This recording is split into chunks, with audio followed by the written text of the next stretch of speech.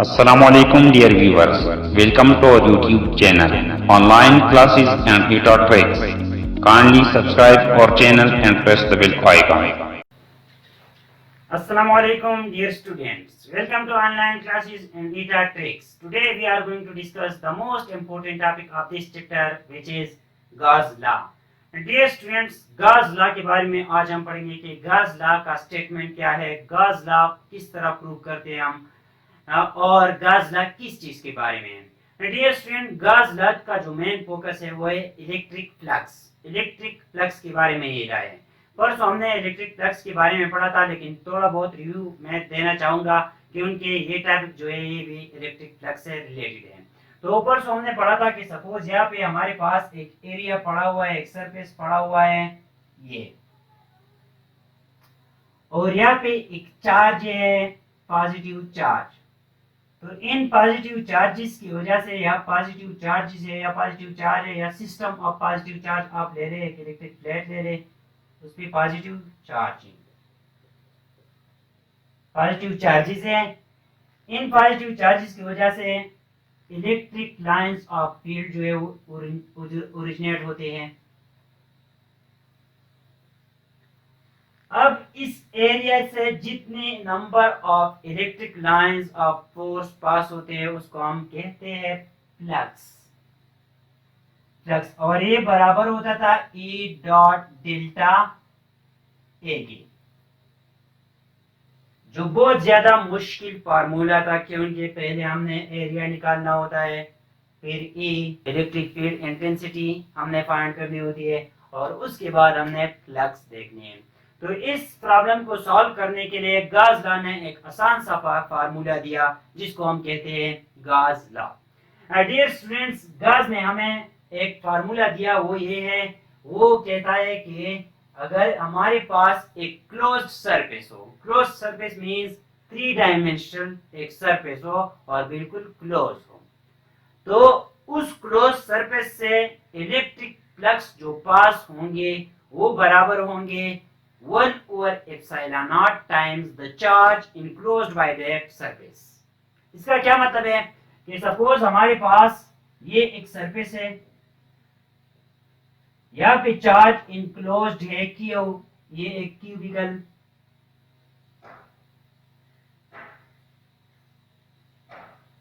Surface है जो closed surface है, अंदर पड़ा हुआ है चार्ज क्यू।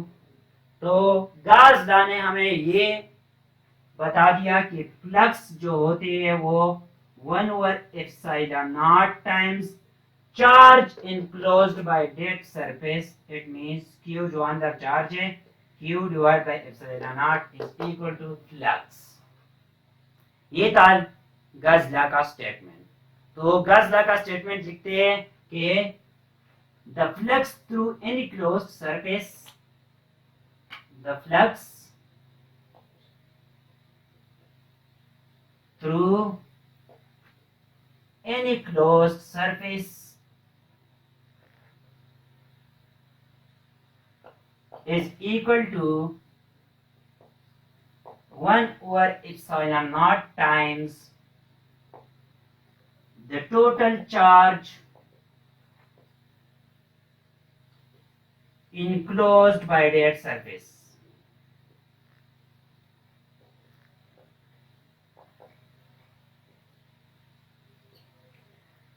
यहाँ पे मैंने एक क्यूबिकल शेप लिया हुआ है जो क्लोज्ड है बिल्कुल,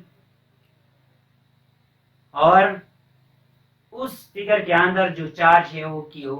तो इस शेप से जितने इलेक्ट्रिक फ्लक्स पास होंगे या जितनी electric lines of force pass होंगे वो बराबर होंगे 1/epsilon naught times q. 1/epsilon naught जो परमिटिविटी ऑफ फ्री स्पेस है।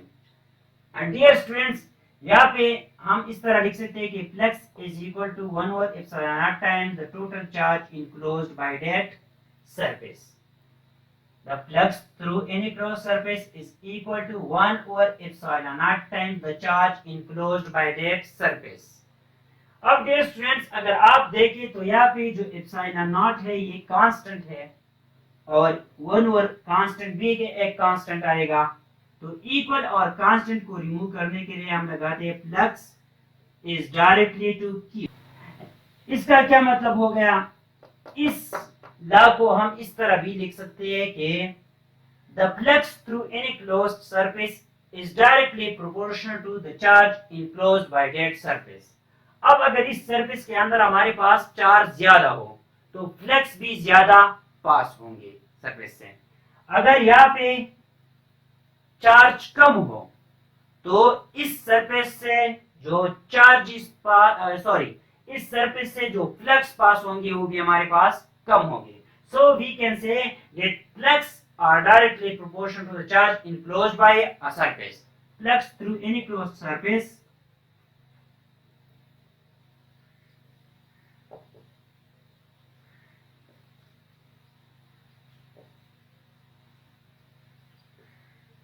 are directly related to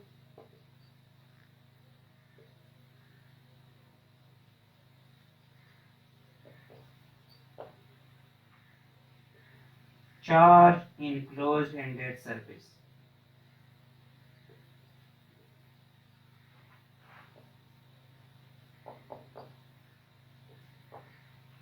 जितना एक सरफेस के अंदर close surface, Gauss is only applicable for close surface.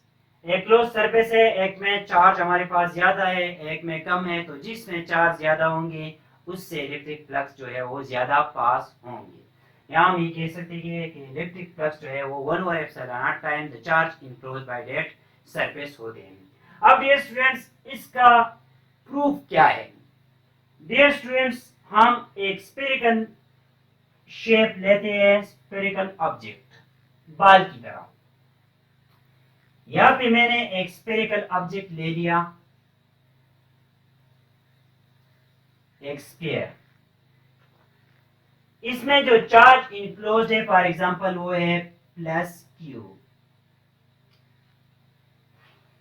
अब डियर स्टूडेंट्स, हमने पढ़ा था कि एरिया का जो डायरेक्शन होता है वो सरफेस के बिल्कुल परपेंडिकुलर होता है। फॉर एग्जांपल ये एक सरफेस है तो इस कि एरिया का डायरेक्शन इस डायरेक्शन में होगा या नीचे के डायरेक्शन में होगा, दोनों हो सकते हैं। लेकिन हमने फिर पढ़ा था कि अगर क्लोज सरफेस हो तो एरिया का जो डायरेक्शन है वो सिर्फ और सिर्फ आउटवर्ड होगा। यहाँ पे मैं वही क्यूब दोबारा ड्रा करता हूं।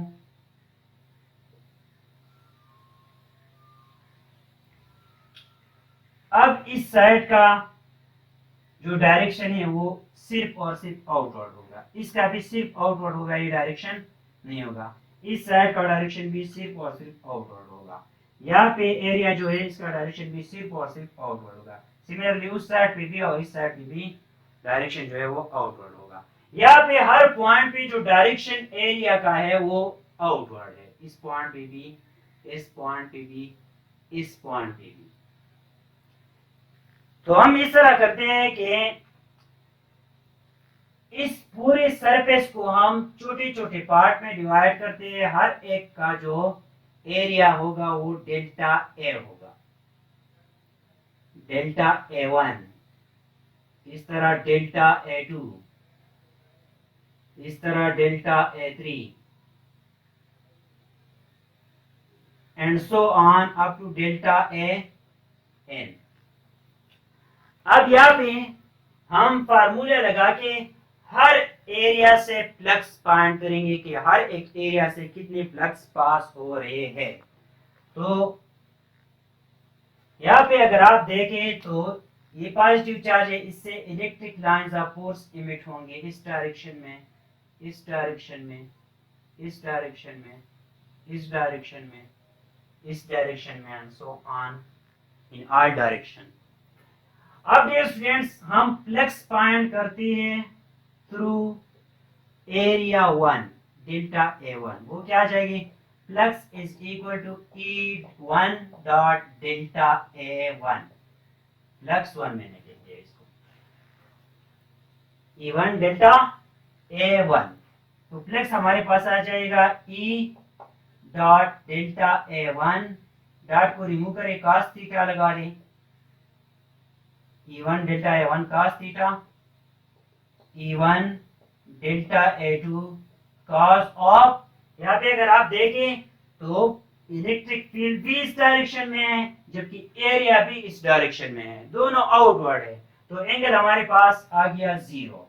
तो आंसर क्या आ जाएगा +1 का, E1 delta A1, sorry delta A1, ये प्लस एरिया 1 से आ गया। अब प्लस थ्रू एरिया 2, यहाँ पे +2 equal to E2 delta A2 आ जाएगा। क्यों? क्योंकि A2 भी उसी डायरेक्शन में है जिसमें A1 था और इलेक्ट्रिक फील्ड की डायरेक्शन भी वही सेम है, तो फिर cos 0 आ जाएगा और cos 0 बराबर होता है 1 का। इसी तरह +3 is equal to E3 delta A3 and so on, +n is equal to En delta An। अब डियर स्टूडेंट्स, हमने फाइंड करनी है टोटल फ्लक्स, क्योंकि गाइस क्या कहते हैं कि the total flux through a closed surface is equal to 1/ε0 times the total charge enclosed by that surface. इस सरफेस से जो फ्लक्स पास हो रही है वो बराबर है 1/ε0 टाइम्स दिस चार्ज। तो डियर स्टूडेंट्स, यहाँ पे अब टोटल फ्लक्स क्या चाहिए हमारे पास, flux is equal to +1 plus +2 plus +3 up to so on +n, जितने एरियाज हमने लिए है, ये सरफेस जितने एरियाज को हमने डिवाइड किया है उन सब से जो है फ्लक्स हम कैलकुलेट करेंगे और फिर ऐड कर लेंगे तो हमारे पास टोटल फ्लक्स आ जाएंगे।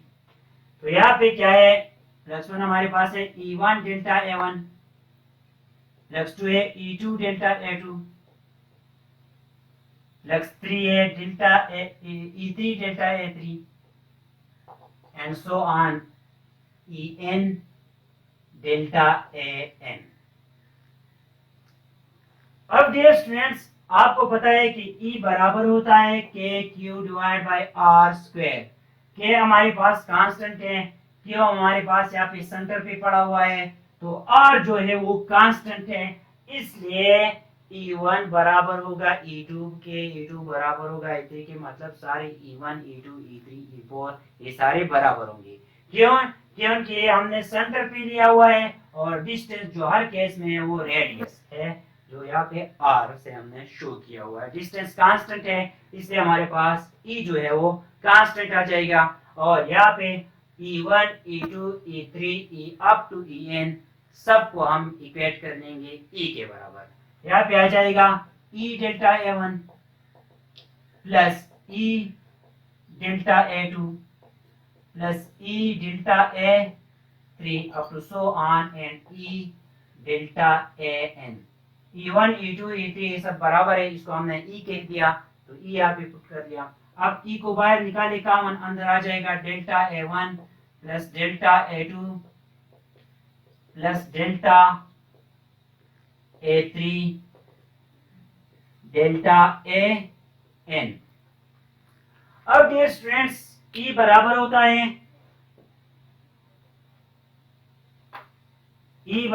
है KQ डिवाइड बाई R²। यहाँ पे Q हमने कैपिटल Q से रिप्रेजेंट किया हुआ है तो कैपिटल Q लिख लें। और ये अगर आप देखें delta A1 A2 A3 A4 up to An, ये क्या है, ये जो है स्पेयर के पार्ट से जो हमने डिवाइड किया हुआ है पूरे स्पेयर को, तो इसकी जगह हम लिख सकते हैं कि surface area of sphere, surface area of sphere, इन सबको हमने ऐड किया तो दोबारा से वही surface area of total sphere जो है वो आ जाएगा। अब डियर स्टूडेंट्स, यहाँ पे वैल्यूज पुट कर ले, K बराबर होता है 1/4 pi epsilon not Q divide bye R² अपनी जगह, और सरफेस एरिया ऑफ स्पेयर वो बराबर होता है 4 पाई R²। यहाँ पे 4 के साथ कैंसिल हो जाएगा, 5 के साथ कैंसिल हो जाएगा, r स्क्वायर के साथ कैंसिल हो जाएगा। हमारे पास बच जाएगा Q और 1/ε0 जो फ्लक्स का प्रूफ है। गर्ज लॉ ने ये दिया था कि flux is through a closed surface will be equal to 1/ε0 times the charge enclosed by that surface। तो ये हमारे पास प्रूफ आ गया गर्ज लॉ का। नेक्स्ट लेक्चर में हम गर्ज लॉ की एप्लीकेशंस पढ़ेंगे जो बहुत ज़्यादा इंपॉर्टेंट है। यहाँ पे अगर किसी पॉइंट की समझ नहीं आई हो तो आप ज़रूर कमेंट बॉक्स में पूछ सकते हैं। इंशाल्लाह I will try my 100% to answer your question. Thank you all.